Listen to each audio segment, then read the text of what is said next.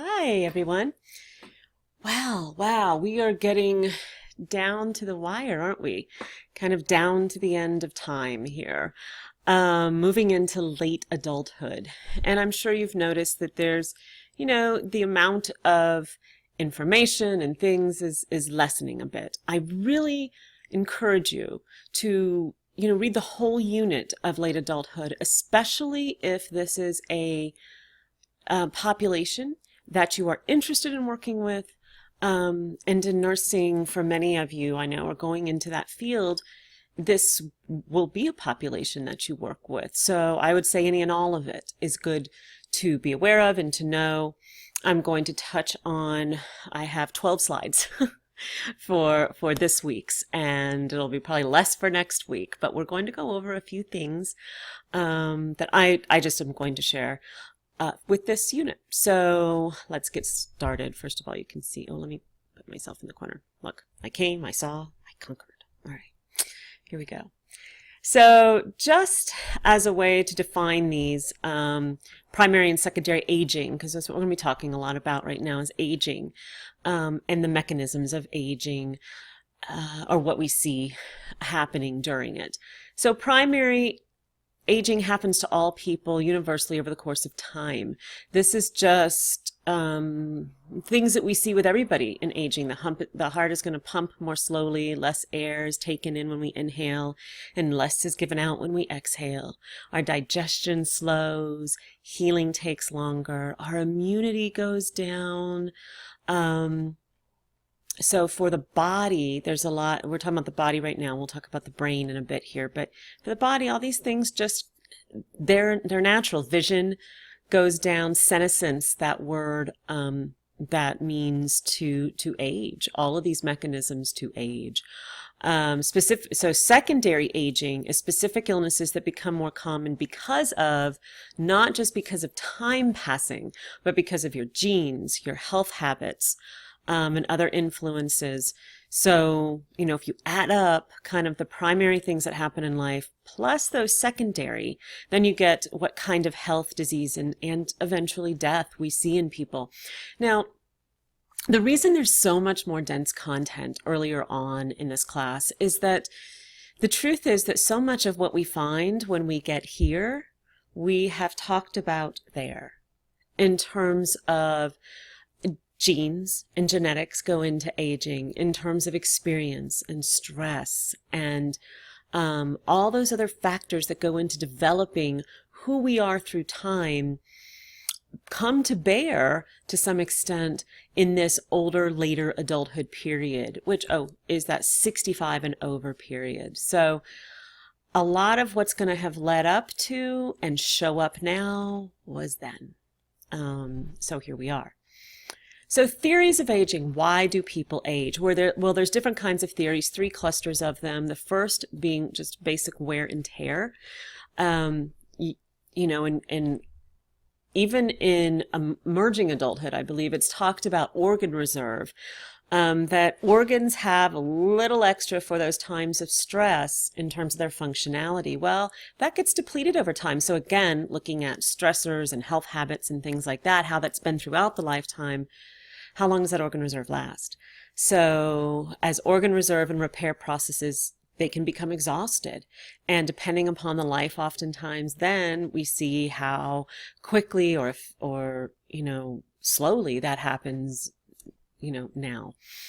Environmental and life stressors take a toll and the body just wears out.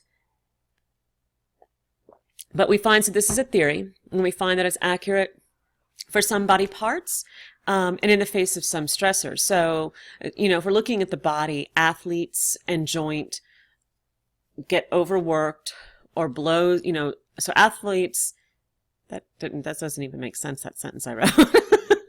Joint overwork or blows to the head. Athletes in their joint overwork and blows to the head are going to cause a wear and tear on the body in ways that might not for people who haven't overused.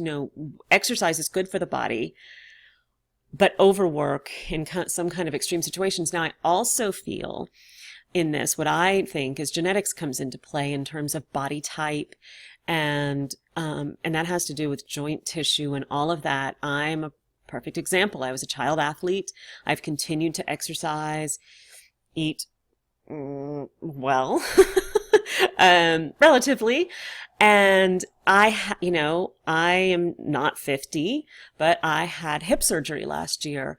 And as an adult, I have not been like a boulder athlete. I'm a 3-mile runner, 4-mile runner, 5 at the most.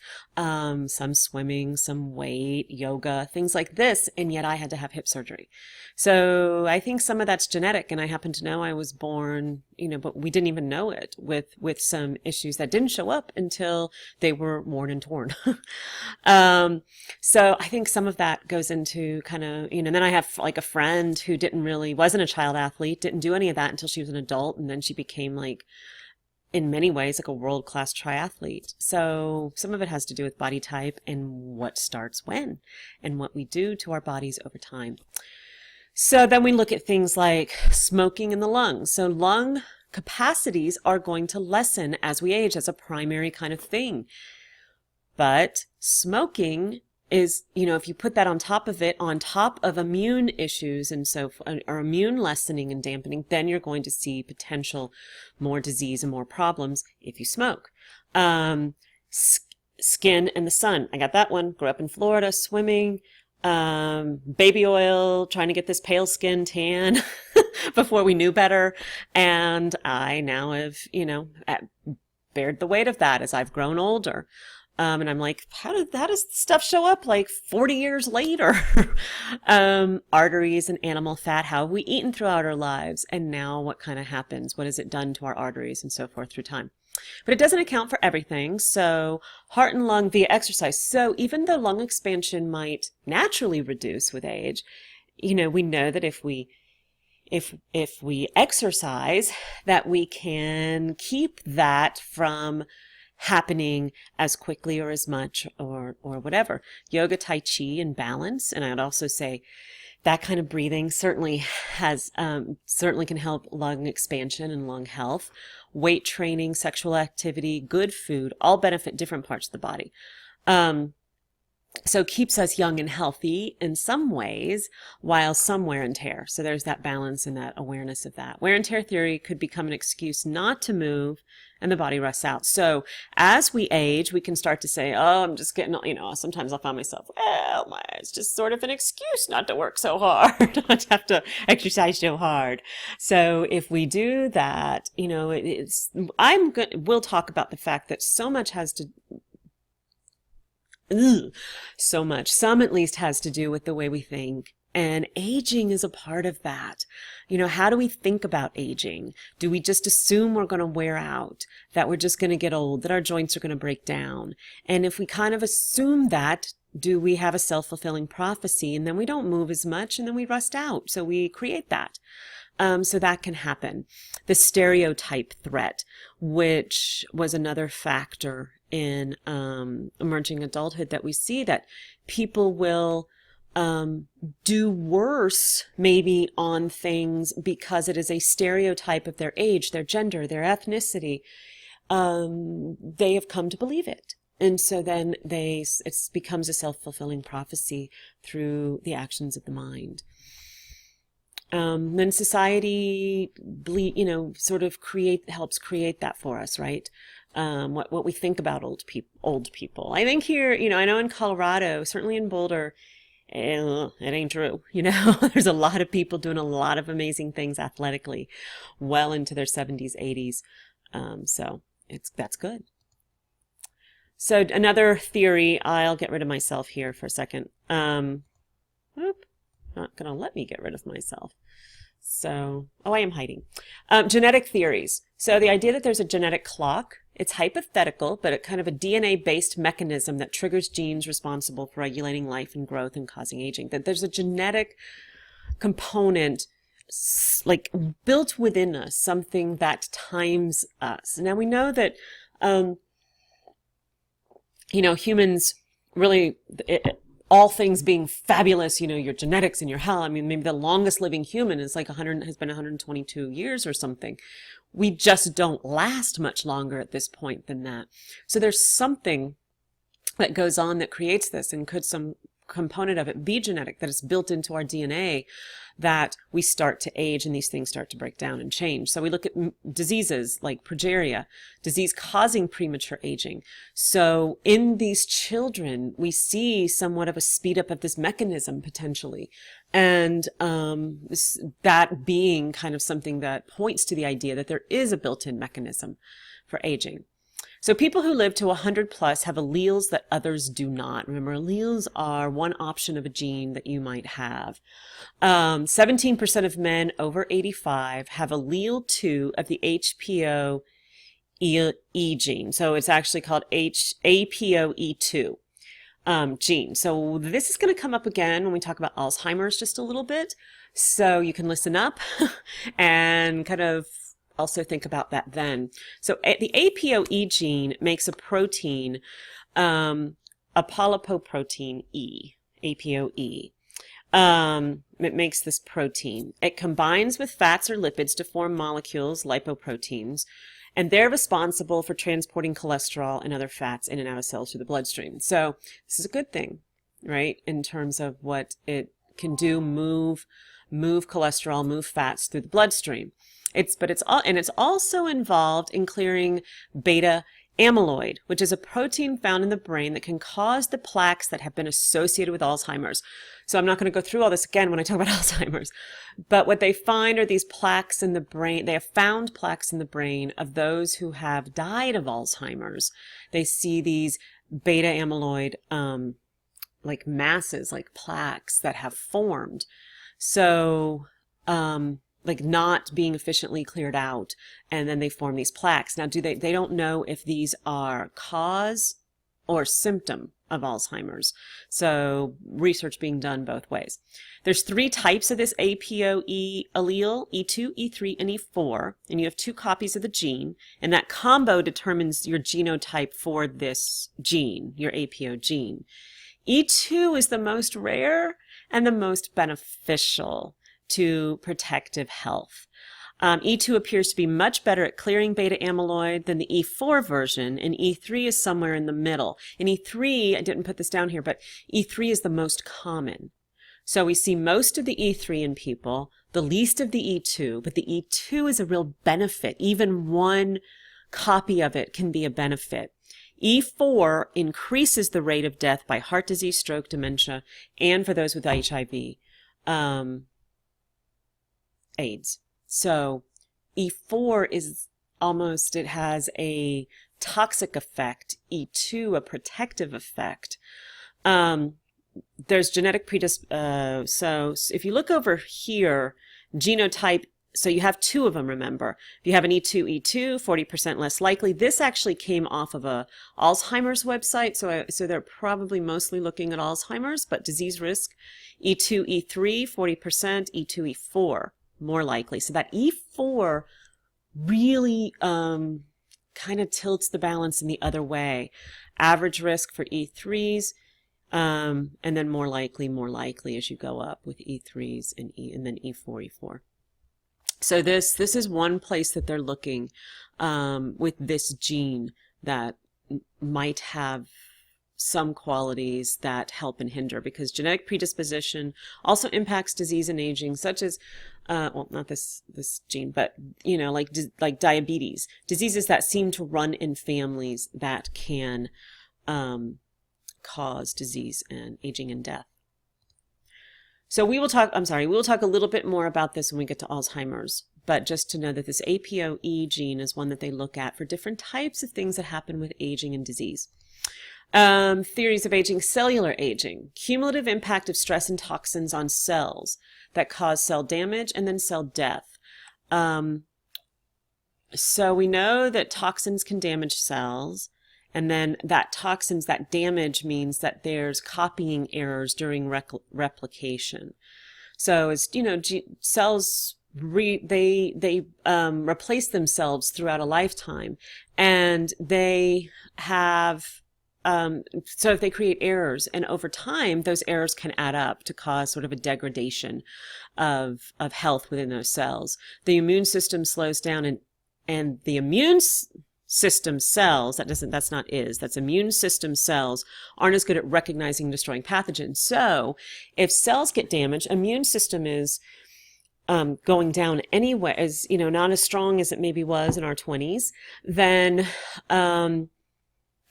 more stress, more damage to it, that it's not as good at doing what it does. And so there's infection, disease, more potential for those things as we age. Eventually, every cellular error cannot be repaired. This is senescence. So once that sort of reserve is taken up and the cells just can't do it anymore, there's too much damage, too much stress, they're aging as well, immune system is going down, then that's when things start to sort of break down. The skin is the first one that experiences this. Ha! Wrinkles. I got all kinds of Florida skin issues because of that sun deal. Cancer is a duplication of rogue cells, these cells that are damaging. Cancer increases with age because the body just can't manage those cellular errors. There's a Hayflick limit, the number of divisions possible by a cell. So cells just don't go on forever. The limit for most of them is about 50 replications.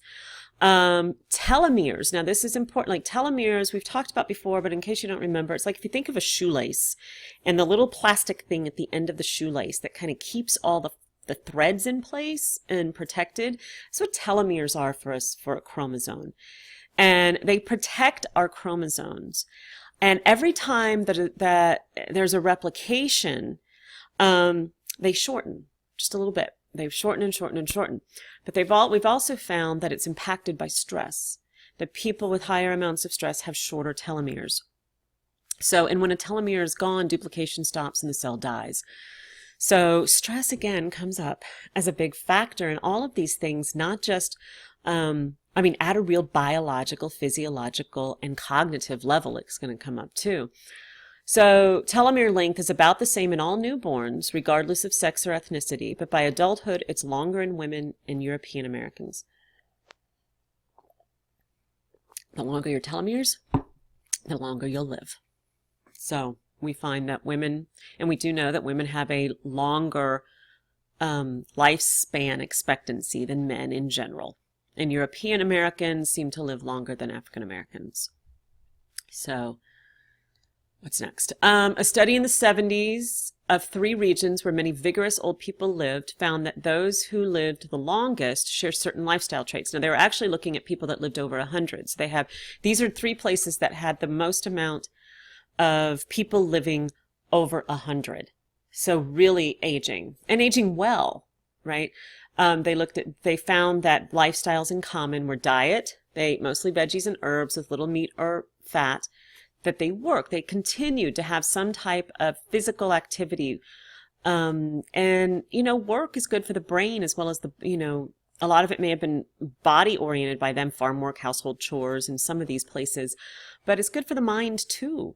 It keeps it flexible, keeps it being used to think and consider things. Family and community, they were interactive and integrated within their family systems. Exercise and relaxation, walks, naps, and socializing. What else is there? We all just want to live well. We just take walks, nap, and socialize. Be happy, stress less. Study done decades ago, though.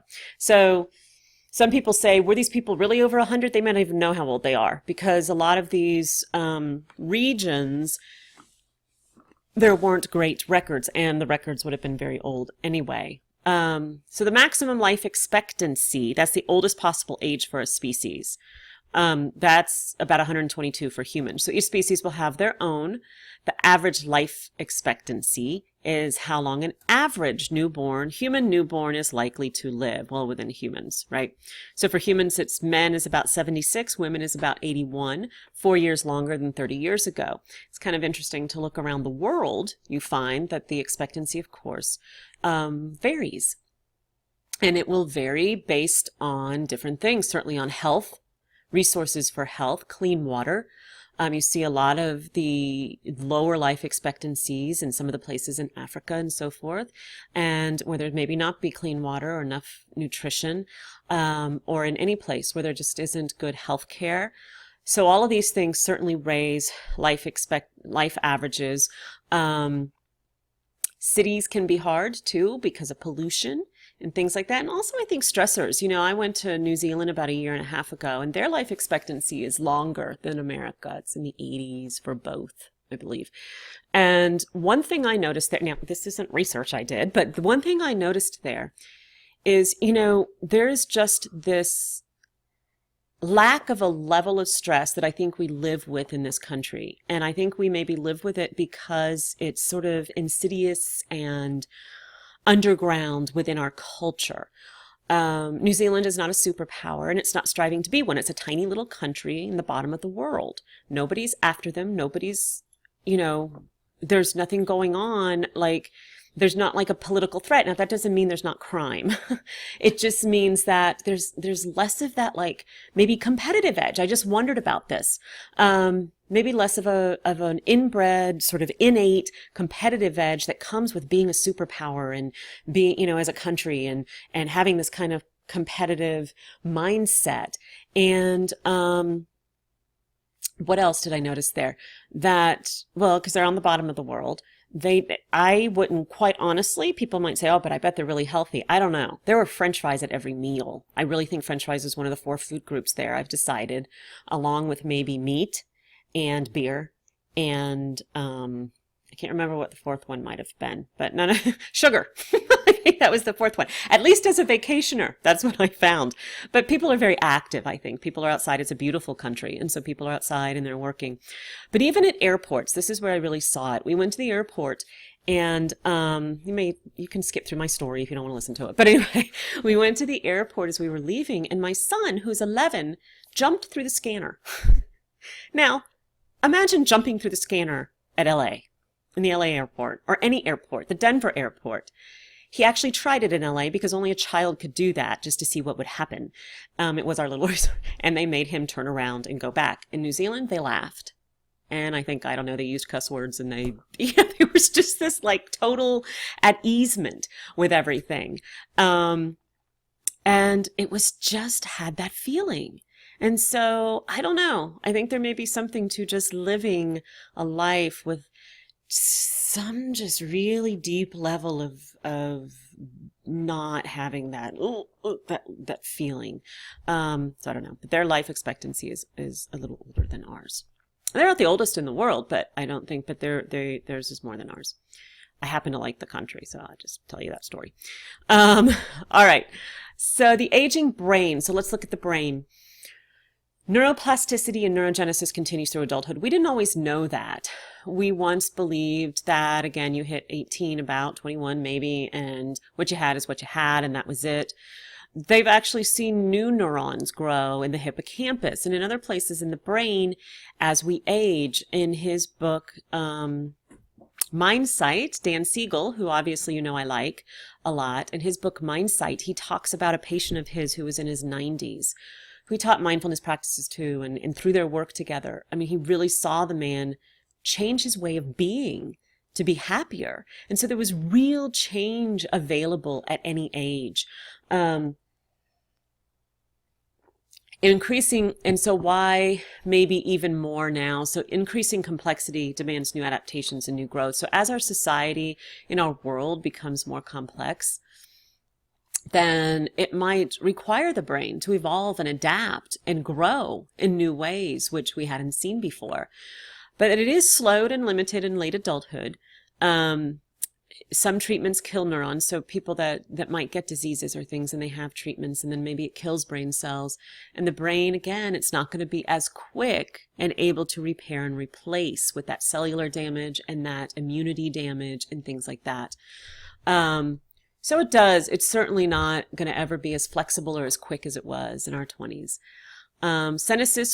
Senescence reduces neurotransmitters, especially dopamine, which allows for quick jumps between neurons. So we're not as quick. We don't think as quickly either. We know that older people don't move as quickly. The myelination thins. So as we talked about myelination in early and middle childhood, that's the speeding up of our, it's actually the slowing down of our reaction time. It doesn't take us as long to react. The speeding up of our, just everything is our ability to think and move and do all of these things. Well, it slows down as we age because myelination actually thins. Cerebral blood moves slower. Slowdown of reaction time, movement, speech, and thought. Processing speed goes down, which is a big one. We just don't process things as quickly. Now, here's the real thing there. We still process them. We're still capable of processing. And I think that's what happens is people, we're such a society, we're such a world ready for things to be quick and like that. And older people, it takes longer to process things, and then we've moved on. And so then we assume that they just don't know. And sometimes it may be that it's just slowing down. Total volume of gray matter, which is going to be our neuronal bodies. Because remember, white matter is myelin, but the gray matter itself, so the amount of, the neuronal bodies reduces. White matter is reduced. They find white matter lesions, impairments in blood flow, increasing time to process thought. So in older people, like in autopsies and so forth of the brain, they kind of find white matter lesions. So that can cause like impairment. It can keep the blood from flowing well, and that can slow down processes in the brain potentially. That's one idea. All right, I'll stop this here just because it, of course, is going longer than I intended. We'll look at information processing and finish this up in the next one. Bye.